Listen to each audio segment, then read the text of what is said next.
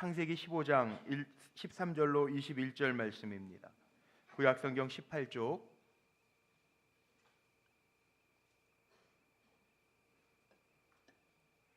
창세기 15장 13절에서 21절에 있는 말씀을 교독하겠습니다. 여호와께서 아브라함에게 이르시되 너는 반드시 알라. 내 자손이 이방에서 객이 되어 그들을 섬기겠고 그들은 400년 동안 내 자손을 괴롭히리니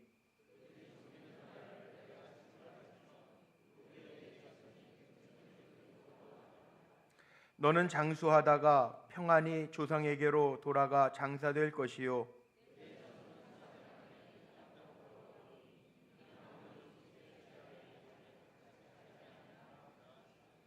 해가 져서 어두울 때에 연기나는 화로가 보이며 타는 횃불이 쪼갠 고기 사이로 지나더라.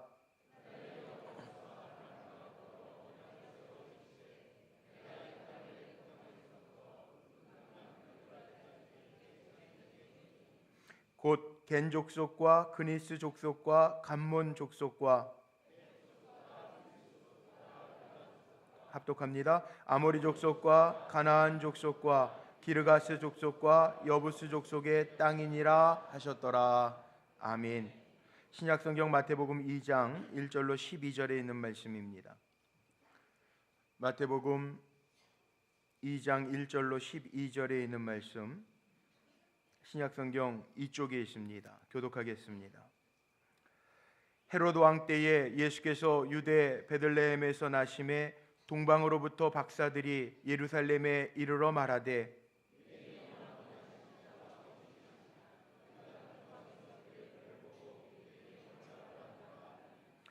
헤롯 왕과 온 예루살렘이 듣고 소동한지라.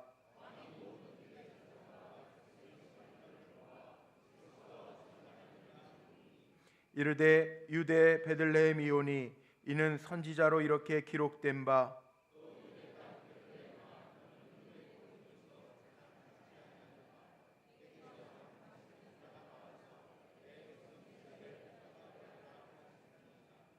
이에 헤롯이 가만히 박사들을 불러 별이 나타난 때를 자세히 묻고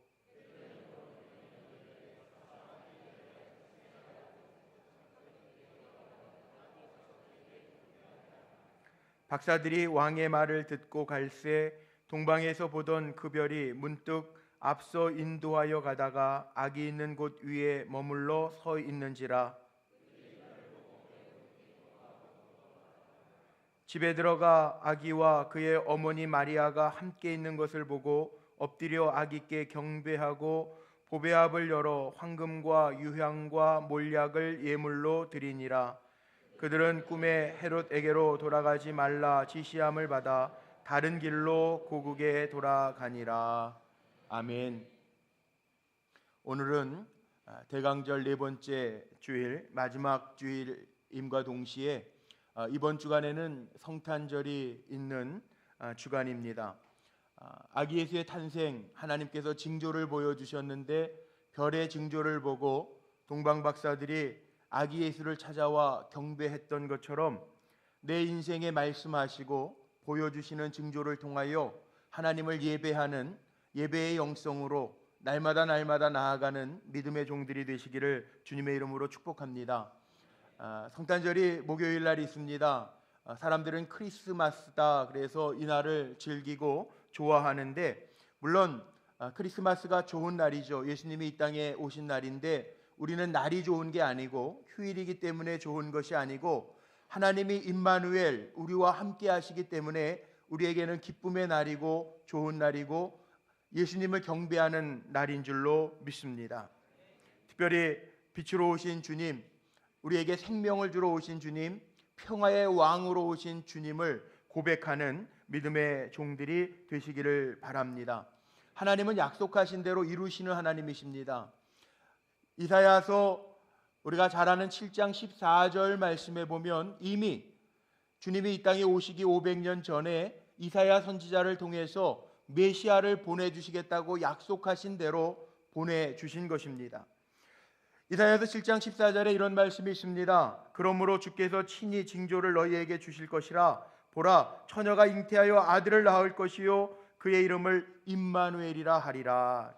메시아를 우리에게 보내주시겠다고 약속하셨고, 약속하신 대로 하나님은 우리에게 예수 그리스도를 메시아로, 누구든지 저를 믿으면 멸망치 않고 영생을 얻게 하시려고 우리를 위해서 아기 예수를 이 땅에 보내주셨습니다.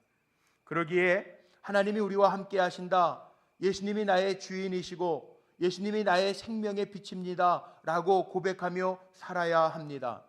우리가 예수님이 나의 주인이십니다, 예수님이 하나님이 보내신 메시아십니다 고백하면서 예수를 경배하는 것이 예배입니다. 오늘 예수님이 나의 왕으로, 예수님이 나의 능력으로, 예수님이 나의 생명으로, 예수님이 나의 주인으로 고백하는 예배의 시간이 되기를 간절히 소망합니다. 동방박사들이 징조를 보고, 하나님께서 보여주신 별의 징조를 보고 메시아를 찾아 나섭니다. 오늘 읽은 마태복음 2장 11절 말씀에 보면 집에 들어가 아기와 그 모친 마리아가 함께 있는 것을 보고 엎드려 아기께 경배하고 보배합을 열어 황금과 유향과 모략을 예물로 드렸다라고 하는 말씀이 있습니다. 왜 동방박사들이 먼 길을 와서 아기 예수께 경배했을까요? 왜 보배합을 열어서 황금과 유향과 몰약을 예물로 드렸을까요? 예수가 메시아이기 때문에 그렇습니다. 예수가 왕이고 우리를 구원하시기 위해 오신 자이기 때문에 그렇습니다. 크리스마스라고 하는 단어가 아시는 것처럼 크리스마스, 크라이스트와라고 하는 단어, 예수님이라고 하는 단어와 마스, 성당에서 미사라고 이야기하죠. 미사, 예배하다, 경배하다라고 할 때 미사 드린다 그러는데, 이 미사라고 하는 라틴어 말의 합성어입니다. 크리스마스는 크라이스트와 마스라고 하는 단어가 합쳐져서 예수께 경배하다, 예배하다라고 하는 의미를 가지고 있습니다. 그래서 우리가 오늘도 예배하는 것, 어두움 속에 빛 되신 예수님을 예배하는 것입니다. 죽음에서 생명으로 우리를 옮겨주신 예수 그리스도를 찬양하는 게 예배입니다. 절망에서 소망으로 이 땅에 오신 예수 그리스도를 영접하고 모셔드리는 것이 예배입니다. 예배가 이 한 시간 드리는 것으로 맞춰지는 것이 아니라 그 예배 드림이, 예수 그리스도를 경배함이 우리의 삶 속에 이어져 가는 것이 삶의 예배입니다. 그래서 라틴어로 코람데오라고 하는 말 들어보셨겠죠? 코람데오, 하나님 앞에 늘 서 있다라고 하는 뜻입니다. 우리는 예배하는 자가 되어서 무엇을 하든지 누구를 만나든지 코람데오, 하나님 앞에 서 있는 예배자가 되어야 할 줄로 믿습니다. 예전에 마틴 로이드 존스라고 하는 영국의 아주 유명한 대설교가였던 목사님의 책을 읽은 적이 있습니다. 제가 그 책을 읽으면서 마음속에 정말 새기고 도전을 했던 것, 지금도 목회하면서 제 스스로를 겸허하게 하고 스스로를 치는 이야기가 있습니다. 이 마틴 로이드 존스 목사님은 이미 세상 떠나신 1981년도에 세상을 떠나신 목사님인데, 이 목사님은 영국 황실의 의사였습니다. 목사가 아니었습니다. 40살이 되던 해에 은혜를 받고 목사가 됩니다. 그래서 영국 황실에서 누릴 수 있는 모든 기득권을 포기하고 주의 종의 길을 가서 런던에 있는 웨스트민스터 채플에서 예배를 인도하면서 말씀을 증거하면서 일평생 사역을 합니다. 80이 될 때까지 사역을 해요. 이 마틴 로이드 존슨 목사님은 강의 집으로도 유명한, 로마서 강의 집이라고 하는 것은 신학생들은 다 한 번씩 읽어보는 아주 명책입니다. 명서입니다. 그런데 이 마틴 로이드 존슨 목사님의 이야기를 들으면서, 책을 읽으면서 제가 도전이 됐던 것 중에 하나가 이런 겁니다.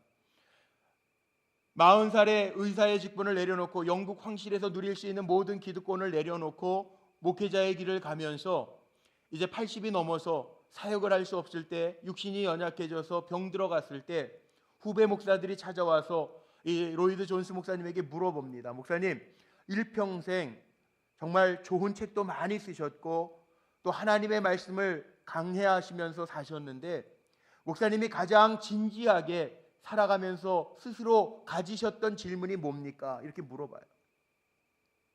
이 마틴 로이드 존슨 목사님이 이렇게 대답을 합니다. 내가 평생 주의 종의 길을 걸었는데 내가 가지고 있는 한 가지 정말 진지한 생각이 있는데, 내가 가진 생각은 이런 거라는, 언젠가 내가 하나님 앞에 심판대 앞에 설 터인데 하나님께서 내 인생을 돌아보시면서 그래 착하고 충성된 종아 한평생 살면서 나를 기쁘게 하며 살았구나 이렇게 인정받을 것인가, 아니면 너는 한평생 살면서 너의 성공과 너의 자신의 행복을 위해서 살았구나 이렇게 말씀하시는 것, 이 두 가지를 마음속에 늘 염두에 두면서 심판대 앞에 설 때 하나님이 기뻐하시는 삶을 살았다라고 하는 칭찬을 받기를 원한다, 늘 그렇게 물으면서 살았다라고 하는 고백을 합니다. 바꾸어 말하면 하나님의 심판대 앞에 섰을 때 하나님이 인정하시는 사람이 있고, 너 왜 그렇게 살았니? 그런 사람이 있을 텐데 하나님이 인정하시는 삶의 자리에 앉기를 원한다는 거죠. 저는 이 말씀을 들으면서 제 목회에도 그런 진지한 생각을 했던 적이 있습니다. 정말 우리가 언젠가는 심판대 앞에 설 테인데 하나님이 인정하시고 칭찬받을 만한 종의 모습으로 서야지, 너는 왜 그렇게 살았니? 그런다면 얼마나 황당할까요? 그런데 성경을 보면서 제 나름대로 깨달은 이야기가 있습니다. 성경에 보면 많은 선지자들이 있습니다. 열왕기에 보면 유대 나라에만 21명의 왕의 이름들이 언급이 되어 있습니다. 우리가 아는 것처럼 예수님의 12제자의 이름도 성경에 나옵니다. 그런데 중요한 게 하나 있습니다. 선지자 가운데에도 하나님께서 거짓 선지자라고 명하셨던 선지자가 있고, 왕들 가운데에서도 하나님이 기뻐 받으시지 않았던 우상을 숭배하고 정직하게 행하지 아니하였던 왕들이 있고, 예수님을 따랐던 제자들 가운데에도 버림받은 제자가 있었다라고 하는 사실입니다. 그래서 저도 목회를 하면서 제 스스로에게는 로이드 존스 목사님의 질문처럼 내가 늘 하나님 앞에 칭찬받는 목회자가 될 것인가, 아니면 나는 예수님이 말씀하셨던 것처럼 도무지 너를 알지 못한다 그런 책망을 받는 종이 될 것인가, 늘 머릿속에 염두하면서 주님의 사역을 감당하고 있습니다. 여러분 이렇게 생각하십시오. 우리 이 자리에 장로님, 권사님, 집사님들 다 직분을 받으신 분들이 계신데 직분을 받았다고 그 직분이 나를 보장한다라고 생각하면 큰 착각입니다.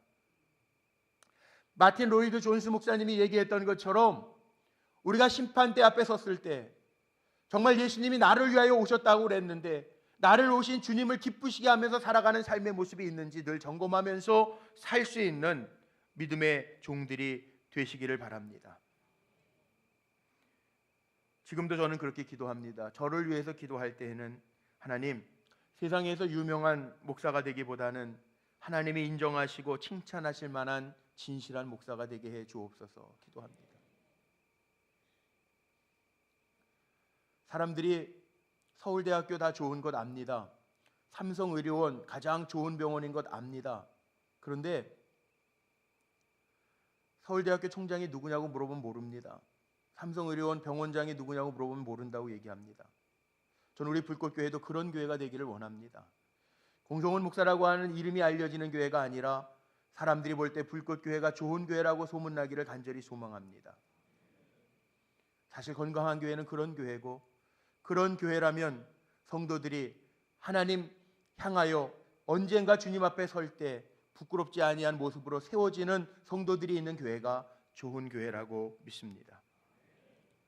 성탄절을 준비하면서 우리 성도들이 한번 가져야 될 질문이, 오늘 제가 제목을 주님을 기다리지만 영성으로 우리가 준비하는 삶을 살아야 되겠다라고 하는, 특별히 예배의 영성으로 준비하는 삶을 살아야 되겠다라고 하는 마음으로 오늘의 제목은 예배의 영성으로인데, 우리가 하나님 기뻐하시는 게 예배라면 우리가 어떤 마음으로 예배하고 어떤 마음으로 주님 앞에 서 있는지를 이 시간 점검하면서 성탄절을 기다리려고 합니다. 예배가 보통 사람들이 이렇게 얘기해요. 예식이 예배라고 생각하고 어떤 특별한 의전을 예배라고 생각하기 쉬운데, 느헤미야서 8장 10절 말씀에 보면 예배는 다른 게 아니라, 여기 느헤미야서 8장 10절의 말씀은 이래요. 이날은 주의 성일이니 근심하지 말라. 여호와를 기뻐하는 것이 너희의 힘이니라. 하나님을 기뻐하고 하나님을 힘삼는 것이 예배입니다. 오늘 이 자리에서 예배하는 것도 내 힘으로 안 되고 하나님의 힘으로 됩니다. 이렇게 고백하는 게 예배입니다. 우리가 삶의 현장 속에서도 마찬가지예요. 내 힘으로 안 되고 하나님이 지혜 주셔야 되고 건강하게 하셔야 되고 하나님이 붙들어 주셔야 한 날 한 날을 살 수 있습니다. 고백하는 것이 예배입니다. 느헤미야가 고백했던 것처럼 오늘 하나님이 나의 힘이십니다. 내가 하나님의 기쁨 되기를 원합니다. 고백하며 우리의 드려지는 예배가 하나님 받으실 만한 예배가 되어지기를 간절히 소망합니다. 왜냐하면 예배드림을 통해서 우리가 하나님의 말씀을 받아요. 하나님의 말씀을 받을 때 하나님의 이 말씀 받는 게 얼마나 귀한지, 물론 찬양도 중요합니다. 기도도 중요합니다. 우리가 드리는 헌신도 중요합니다. 그런데 예배라고 하는 것은 하나님 앞에 우리가 서서 하나님의 능력이 되는 말씀을 받는 거예요. 그래서 어느 교회에서는 하나님의 말씀을 받을 때 성도들이 다 자리에서 일어나서 하나님의 말씀을 받는 교회도 있습니다. 왜? 하나님의 말씀에는 약속이 있고 하나님의 말씀에는 능력이 있고 하나님의 말씀에는 역사가 있기 때문에 그렇습니다. 주일을 위하여 준비하면서 제가 다른 기도하지 않습니다. 하나님의 말씀이 능력이 되어서 이 자리에 어떤 성도가 앉을지 모르지만 한 사람 한 사람에게 들려지는 그 말씀이 하나님의 말씀이 되게 하시고 하나님의 능력이 되게 하여 주옵소서. 왜? 그 말씀이 능력이 돼야 우리가 그 말씀의 능력을 붙들고 또 한 주간을 승리할 수 있기 때문에 그렇습니다. 성경에 보니까 하나님은 말씀하시는데 말씀하신 대로 이루시는 하나님이에요. 예수님이 이 땅에 왜 오셨느냐? 하나님이 이미 약속하셔서 말씀을 주셨기 때문에 이 땅에 메시아를 보내주신 거예요. 창세기 21장 1절 이하의 말씀에 보면 아브라함에게 이삭이라고 하는 아들을 허락하실 때에도 하나님이 이미 말씀하셨어요. 여기 이렇게 나와 있습니다. 창세기 21장 1절에 이렇게 기록되어 있어요. 여호와께서 말씀하신 대로 사라를 돌보셨고 여호와께서 말씀하신 대로 사라에게 행하셨으므로 사라가 임신하고 하나님이 말씀하신 시기가 되어 노년에 아브라함에게 아들을 낳으니. 말씀하신 대로 사라에게 임했고 말씀하신 대로 사라에게 행하셨고 하나님이 말씀하신 시기가 되어 아브라함에게 이삭을 허락하셨다는 거예요. 하나님 우리에게 말씀하실 때 그 말씀이 나에게 주신 말씀 되어서 그 말씀대로 살아갈 때 하나님 기뻐하시는 역사, 하나님 앞에 구하는 응답이 우리 사랑하는 성도들에게 보여지시기를 간절히 축복합니다. 시리즈로 말씀을 증거하면서 순종의 영성, 말씀 듣고 하나님 앞에 순종해야 되겠다 결단하고 순종하면 말씀대로 하나님이 순종하는 자에게 내 말씀과 법도와 규례와 율례를 행하는 자에게 주시는 복을 우리에게 허락하실 줄로 믿습니다. 겸손하게 하나님 앞에 모세처럼 엎드리고 예수님처럼 섬기면 그 말씀하신 대로 우리에게 하늘의 복을 허락해 주실 줄로 믿습니다. 하나님 기뻐하시는 예배를 드릴 때 하나님의 말씀이 나의 능력의 말씀이 되어 사모하고 그 말씀을 붙들고 살아갈 때 그 말씀대로 되어지는 은혜가 우리 사랑하는 성도들에게 보여지게 될 줄로 믿습니다. 민수기 23장 19절 말씀에 보니까 하나님은 사람이 아니시기 때문에 시건치 아니하신대. 하나님은 거짓말하지 아니하시고 인생이 아니시기 때문에 후회가 없으시다라고 말씀하세요. 그리고 말씀하신 바를 행치 아니하시며 하신 말씀을 실행하지 아니한 적이 없다라고 말씀하십니다. 하나님은 말씀하신 대로 행하십니다. 하나님은 말씀하신 대로 우리가 그 말씀을 받고 말씀대로 행할 때 하나님의 하나님 되심을 보여주실 줄로 믿습니다. 그래서 우리가 잘 아는 말씀이 있죠. 누가복음에 보면 베드로가 일평생 40여 년 동안 갈릴리 바다에서 고기를 잡는 어부로 살았지만 실패합니다. 예수님의 말씀대로 배 오른편에 그물을 내릴 때 말씀에 의지하여 배 오른편에 그물을 내릴 때 만선의 기쁨을 누립니다. 이게 말씀이 능력이 있다라고 하는 증표예요. 오늘 우리가 예배를 드리면서 하나님의 말씀이 들려질 때 사람이 하는 말이 아니라 인간 공성훈 목사의 말이 아니라 하나님의 말씀으로 들려져서 그 말씀 붙들고 예배하면서 그 말씀 붙들고 살아가면서 만선의 기쁨이 우리 사랑하는 성도들에게 나타나시기를 주님의 이름으로 축복합니다. 예배가 왜 중요하냐? 존 파이터 목사님이 이런 얘기를 합니다. 아주 중요한 얘기를 하는데 선교란 우리도 선교 많이 하죠. 쿠바에도 선교사님 보내고 인도네시아, 중국, 도미니카 선교사를 파송해서 보냅니다. 그런데 선교란 뭐라고 이야기하냐면 선교하는 궁극적인 이유는 그곳에 하나님을 예배하는 자리가 없기 때문이다 그래요. 선교가 뭐냐 하면 곳곳에, 세계 곳곳에, 아프리카에, 남미에 예배하는 자들이 없고 예배하는 곳이 없는 곳에 하나님을 예배하는 자를 세워주고 하나님을 예배하는 곳을 만들어주는 게 선교라는 거예요. 왜 그런지 아세요? 예배하는 곳에, 하나님의 말씀을 받는 곳에 역사가 있기 때문에 그렇습니다. 선교를 여러 가지로 표현하지만 존 파이터 목사님은 우리가 왜 선교하느냐, 궁극적으로 하나님을 예배하는 사람과 하나님을 예배하는 곳을 세우는 것이 선교라고 이야기해요. 오늘 아브라함이 창세기 15장에 보니까 하나님과의 관계 속에서 각을 떠서 재물을 쪼개어 놓습니다. 오늘 창세기 15장 17절 말씀에 보니까 해가 져서 어두울 때 연기나는 풀무가 보이며 타는 횃불이 그 쪼갠 고기 사이로 지나가더라. 하나님이 살아계셔서 언약하시는, 약속하시는 장면이에요. 오늘 이 예배가 하나님과 우리가 하나님의 말씀을 통해서, 하나님이 주시는 약속의 말씀을 통해서 하나님 되심을 보여주는 자리가 예배예요. 예배의 자리예요. 한 주간 열심히 사시고 땀 흘려 일하시면서 지나셨을 텐데 이 예배를 통해서, 주시는 말씀을 통해서, 찬양을 통해서, 기도를 통해서 하나님의 약속이 보여지고 들려지는 은혜가 우리 사랑하는 성도님들에게 임하시기를 바랍니다. 요즘에 새벽마다 요한계시록을 강해하며 말씀을 전했는데 요한계시록의 말씀에 보니까 사도 요한도요, 주님의 말씀을 듣고 우리가 아는 요한계시록 묵시를 적잖아요. 환난과 앞으로 닥쳐질 어려운 일들에 대해서 성도들이 어떻게 대비해야 되는지, 교회들이 어떻게 나아가야 되는지 쓰여진 말씀이 요한계시록이잖아요. 근데 그 말씀을 언제 들었는지 아세요? 하나님 앞에 예배할 때 들었어요. 하나님 앞에 예배할 때. 요한계시록 1장 9절로 10절 말씀에 보니까 이렇게 요한이 고백합니다. 나 요한은 너희 형제요, 예수의 환난과 나라와 참음에 동참하는 자라. 하나님의 말씀과 예수를 증언하였으므로 말미암아 밤모라 하는 섬에 있었더니 주의 날에 내가 성령에 감동되어 내 뒤에서 나는 나팔 소리 같은 큰 음성을 들으니, 그렇게 기록하고 있어요. 주의 날에, 예배하는 날에 성령께 감동되어서 주님의 음성을 들었다는 거예요. 그리고 선포합니다. 소아시아 7교회 말씀을 선포합니다. 고난당하고 환난과 박해 속에 있는 성도들 향해서 선포합니다. 그러면서 사도 요한이 이렇게 얘기합니다. 귀 있는 자는 성령이 교회들에게 하시는 말씀을 들을지어다.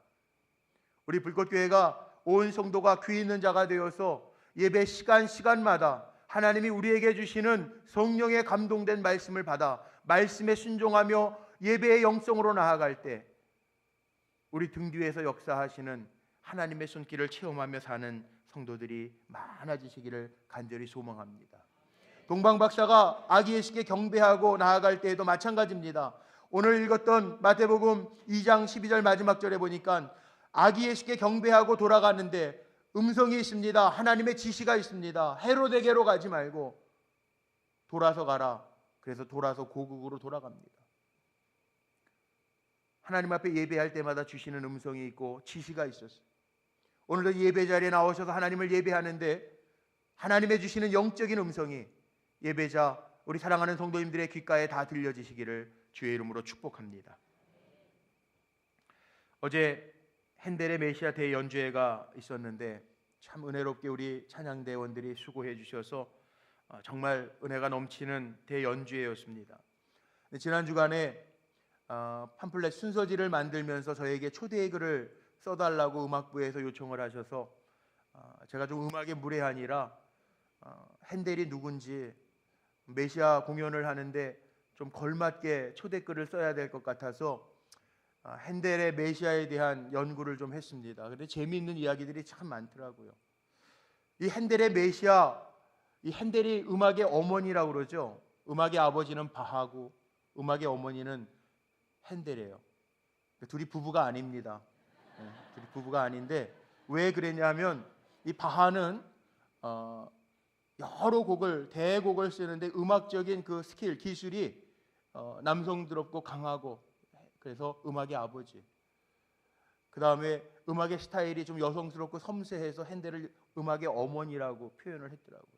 그런데 이 핸델이 이 메시아라고 하는 대곡을 쓰면서 한 달도 채 안 걸려 24일 동안 259쪽의 곡을 썼고,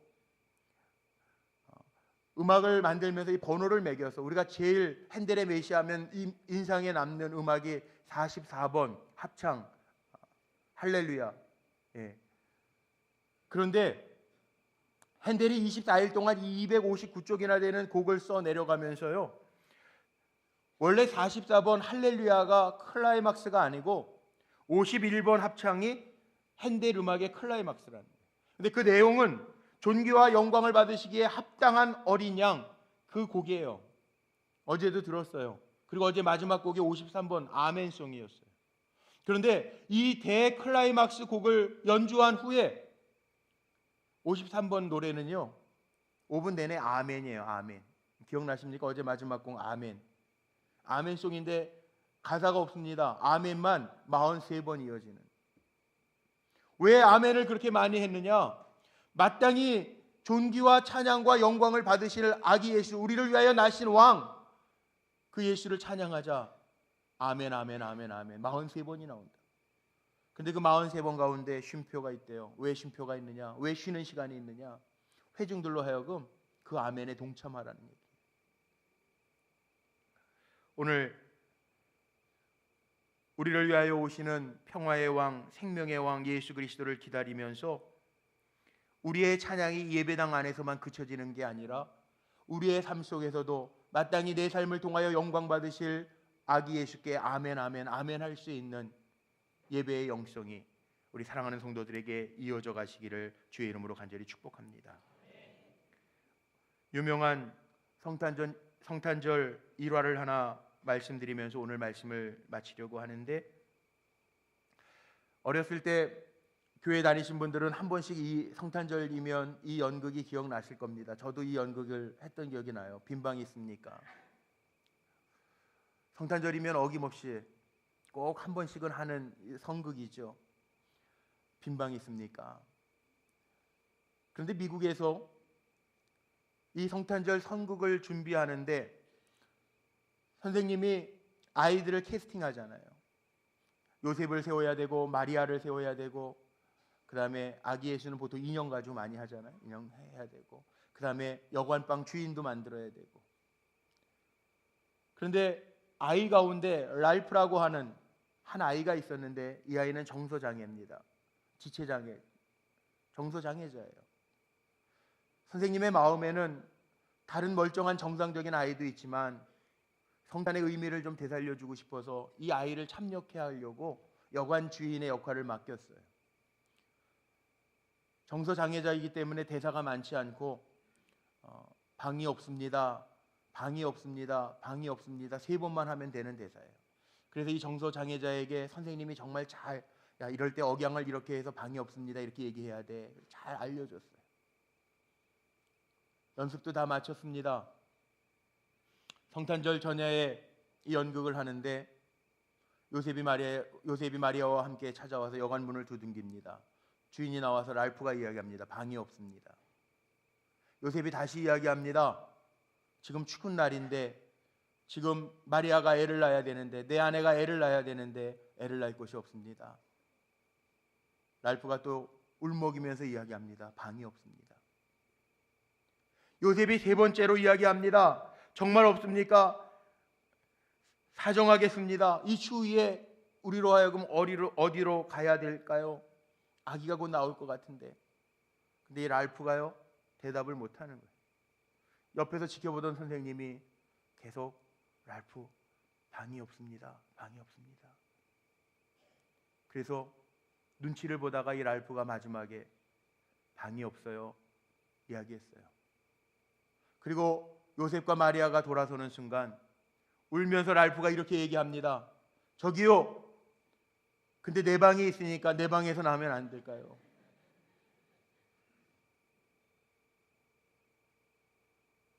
성탄절 연극은 그렇게 끝나고 말아서